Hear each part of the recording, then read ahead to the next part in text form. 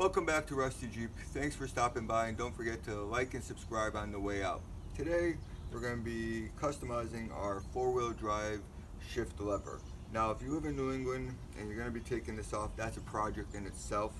There's nut inserts underneath these connected to the body, and they're most likely going to spin, so you can have someone on the top with a socket and you on the bottom with a wrench, or you can just cut them off. But I'm doing a couple things underneath, and I was going to be taking all the bolts off of this thing anyways, so I figure I'd do it now. Also, there's an issue with this particular one where I'm going to use this as my prototype to modify it and change how the shifter, the four-wheel drive shifter is sitting. Right now it shifts flat going this way. I know why they do that. I don't like it, so I'm going to try to change it so it's pointing a little bit more upward and more like the old CJ style, maybe not as high, but I also don't like leaning over. I want something I can just kind of reach over and shift but still not get in the way of the standard transmission shifter. So I already have taken off this doohickey, the 4-wheel high, 4-wheel low, neutral. All I use is a little pick. You go underneath, you pop it right off. It was good, so I'm saving it. Then I cut this with a razor, and right here you're gonna see, well, you probably out focusing, but there's a little bit of a texture on this rod, and that's what's holding it. I tried to basically get it to come off. It's not gonna, and yours is probably not gonna either. So you can sit there with a razor and go nice and delicate, or we can use a die grinder. And now I also noticed that up here I see that there's a little bit of extra space, so I cut that open. So what I'm gonna do is just gonna use the die grinder, and I'm just gonna make a couple of release cuts on here just to loosen it up so I can take that off. Okay, don't forget your safety goggles.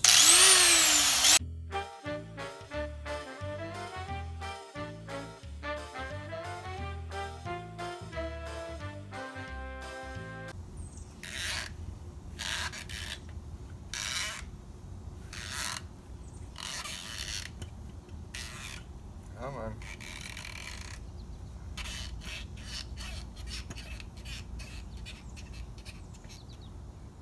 Okay, so that's what we have. Okay, I wasn't sure if this was going to be round or flat. Now we know it's flat. So now console comes up to here. We are actually going to try to heat this up and bend this straight and use this top part to cover most of that ball I'm going to use like I use on the standard transmission. So let me take a look at how I'm going to do that. Right, so now this can come off. That's good.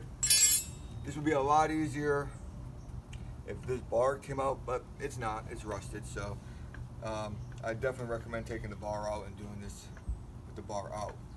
Okay, so let's take this out. Okay. Take a look at this. So that's what you're left with. What we're gonna try to do is straighten out this curve. Now, if I had a bench set up, I'd probably put this in a bench and try to basically lever it, use the leverage and straighten it out. I don't have anything set up. I'm temporary in this garage, so let's see what we can do. Okay, I'm back. Okay, I got the vise. Like I said before, it should be on a table. A little bit bigger would be nicer. But I got the vise set up with the handle in on the first bend. So you got the edge of the top of the handle, and then about the middle I got the first bend, and about the end I got the second bend. And we're gonna just try to straighten that out. I'm kind of worried about this vise, and I'm kind of worried about cracking this, but I don't think it will break. But just to weaken that center up a little bit. Oh shit, that didn't work. I should probably get lighter. I'm gonna try to heat up the center a little bit. We might have to pause this sucker and get a lighter.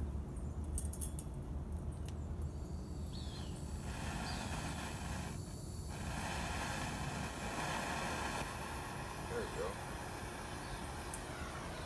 And I'm we're gonna heat this up a little bit. Oh shit, it's a little bit higher than I thought. Gonna heat that up a little bit.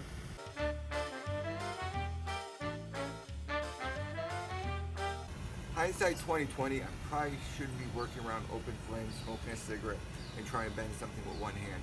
But you get the gist. Be safe.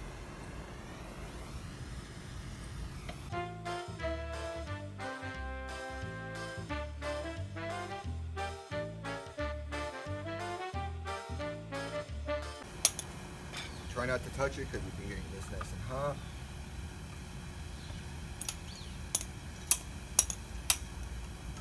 A little bit more. Okay. Now, right here, you see how I put this past it now? Now, I'm putting it past. I'm still at the straight bend, but I want that to be able to move a little bit more freely. Right there. So now I can squeeze this thing. Okay, get a good turn on it. Ooh, that's hot down there too. Remember,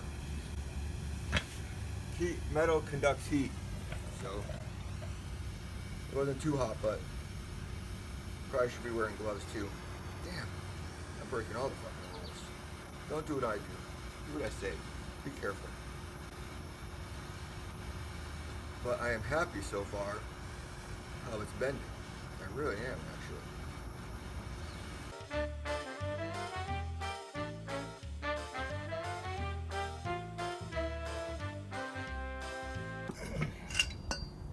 You're done. Okay. I'm gonna probably pause the video, let this cool down, and see what we have here. Not too hot. Okay. So now we have, not too bad.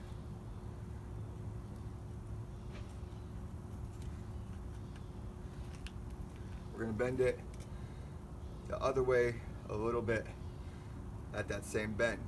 So I'm gonna pause the video and figure out how I'm gonna get the bend to go back there with what I have here. And actually, so far, so good. Okay.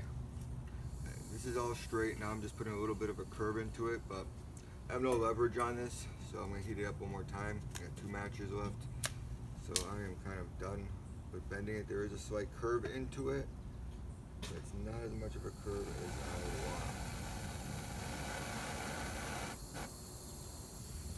There's 1 match. Maybe it won't be no more of a curve into it.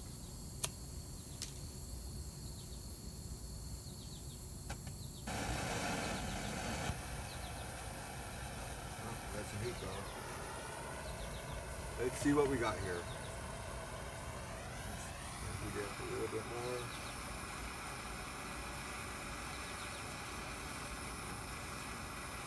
All I'm doing is, all I have is a bolt and a vise. So I've been just putting a little bit. All I do is put the bolt in there, turn the vise, move the bolt up a little bit, turn the vise, just to get a little bit of an S-turn into it. And I don't want to go too crazy with the S-turn, because when you're in 4-wheel high, nope, that's as much as I'm doing on that one. Let's go, let's see if that, man, that was crap for warming up, but let's see if it works. All day. Okay. Doesn't look like much, but if you look at it, here's the shifter goes up. It came here, it used to be go out to here. So we changed it from here, strained it out, and then when I'm done, I'm gonna go clean this up right now. Okay, welcome back. What do you say? I had to go get a haircut and come back and think about some things. I cleaned it all up. Like I said, I'm probably not gonna use this one, but I wanted to see how I like the design, what I can do with it. So this is basically, we got the first curve. I strained it out, put a little bend into it. I didn't go too crazy with the bend backwards, because when you go into 4-wheel high, you're going to basically be straight up, and then when you go into 4-wheel low, you're basically going to be closer to the seat.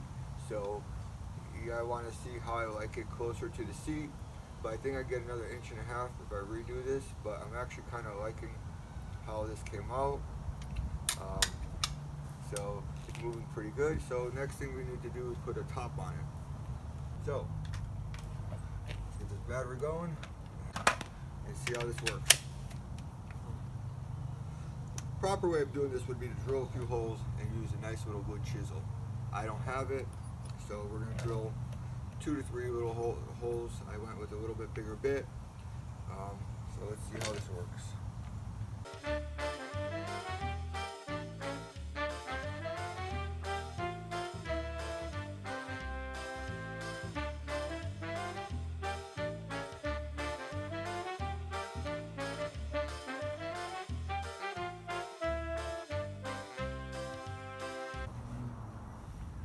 Getting pretty good actually.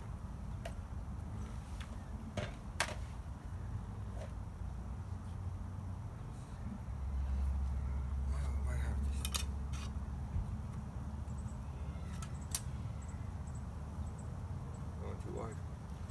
Stone Beach. Okay.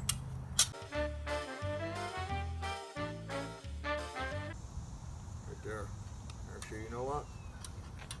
I'm gonna keep on going with that angle. I actually like that angle. Yeah, I see mistakes sometimes turn out. If you look at this going forward, the ball, I put it on an angle a little bit, so it's actually going, making this look better. Okay. Let me hone that in a little bit more, and I think we're done. All right.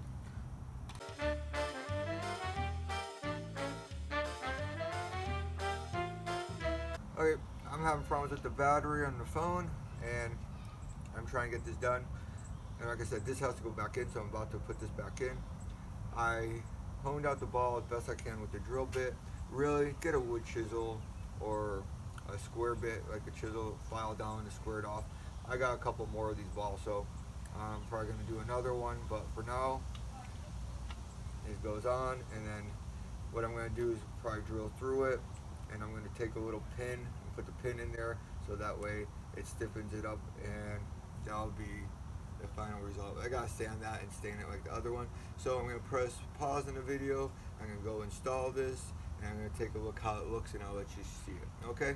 See you in a couple seconds. Okay, now we're back inside the Jeep. I got this all hooked up, and I need to get this hook. I'm going to put the cable back on, the tranny pan back on, and I'm actually going to fix in the next couple weeks the body mounts and the floors, because the Jeep has to come out because I found a frame, and that's going to be coming in September. So let's go over how this looks. Okay, this is the transmission, the standard shift I did. Here is the 4-wheel drive shifter. This is going to be how it looks in 4-wheel drive high. That's why I was saying I can get another inch out of it. Problem being is when you put it into 2-wheel drive high, you don't want to go much higher. I could put a little bit of a bend in there, but for now I think this is actually pretty good. And then when you go into 4-wheel drive, that's neutral, and that's 4-wheel drive low. That's where the problem comes in, because that's going to be second gear. If I go an inch higher, that's right there, and that's as high as I want to get. And if I put too much of a curve, you're getting close to the back of the seat. So that's why I wanted to do a practice run on this and drive it around and see how that is and how I like it right there. But I think that's pretty close to where I'm going to go. It might go up a little bit higher, but I kind of like how that looks right there. That looks pretty cool, and I like how that looks. And when I'm sitting in it, boom, it's a lot easier. And you got a lot more leverage to get into 4-wheel drive low, and it's a lot easier to put it back into 2-wheel drive high. So, plus, I just think it looks a lot fucking cooler too. So, you have a great day. Thank you for stopping by. The video is kind of sporadic at best, but I'm rushing around because I am trying to get a bunch of other stuff done, because I'm going away for about 3 to 4 weeks also, and I'm actually going to go to one of the largest junkyards of Jeeps, and I'll be videotaping that and bringing that to you in September also. So September should be a great month for the Jeep, for me, and for hopefully you guys. Have a great day. Talk to you later.